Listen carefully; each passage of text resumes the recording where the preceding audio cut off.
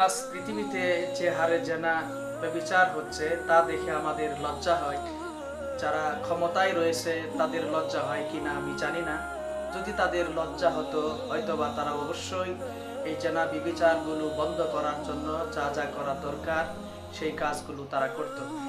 আজকে পৃথিবীতে যে হারে জেনা ব্যভিচার বৃদ্ধি হচ্ছে, বেড়ে চলেছে, তার পিছনে যতগুলো কারণ রয়েছে আমি আমার তদন্তে অনেকগুলো কারণের মধ্যে বিশেষ করে অনেকগুলো যে সমস্যা রয়েছে, যে সমস্যাগুলো বর্ণনা করাও সময় হাতে নেই, কিন্তু তারপরেও যে সমস্ত কারণ রয়েছে তার মধ্যে অন্যতম 5টি কারণ আমরা দেখতে পাই। 1 নাম্বার কারণ হচ্ছে এই পৃথিবীতে জেনার যে শাস্তি কোরআন দিয়েছে, ইসলাম দিয়েছে, সেই শাস্তি সঠিকভাবে প্রয়োগ না করার কারণে এবং সাংবিধানিকভাবে জেনার প্রকৃত শাস্তি না থাকার কারণে নারীরা আজকে সমাজে ধর্ষিতা হচ্ছে।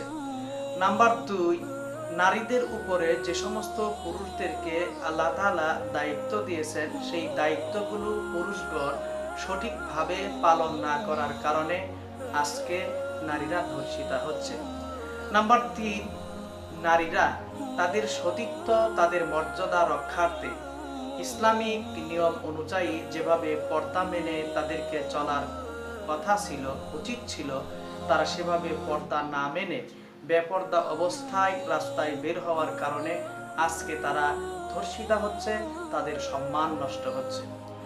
নাম্বার 4, সেখানে আমরা এভাবে বলতে পারি যে অশ্লীল যে ভিডিওগুলো রয়েছে সেই সমস্ত অশ্লীল ভিডিওগুলো দেখে নারীরা এবং পুরুষরা তাদের চরিত্র নষ্ট করতেছে এবং তারা ধর্ষণ এবং ধর্ষিতা হওয়ার যে পথটি তাদের সম্মুখে উন্মুক্ত হচ্ছে। নাম্বার 5, স্কুল, কলেজ, ভার্সিটি এবং বিভিন্ন শিক্ষা প্রতিষ্ঠান যেগুলোতে নারী এবং পুরুষরা অবস্থান করতেছে, তারা পর্দা সঠিকভাবে না মানার কারণে, পর্দাহীন অবস্থায় ঘোরাফেরা করার কারণে, অবাধভাবে চলাফেরা করার কারণে আজকে নারীরা ধর্ষিতা হচ্ছে, পুরুষদের চরিত্র নষ্ট হচ্ছে। এর থেকে নারী এবং পুরুষ সমাজের সর্বশ্রেণীর মানুষগুলো যদি বাঁচতে চায় তাহলে অবশ্যই আল্লাহ তাআলার বিধান মানতে হবে এবং আল্লাহকে ভয় করে চলতে হবে।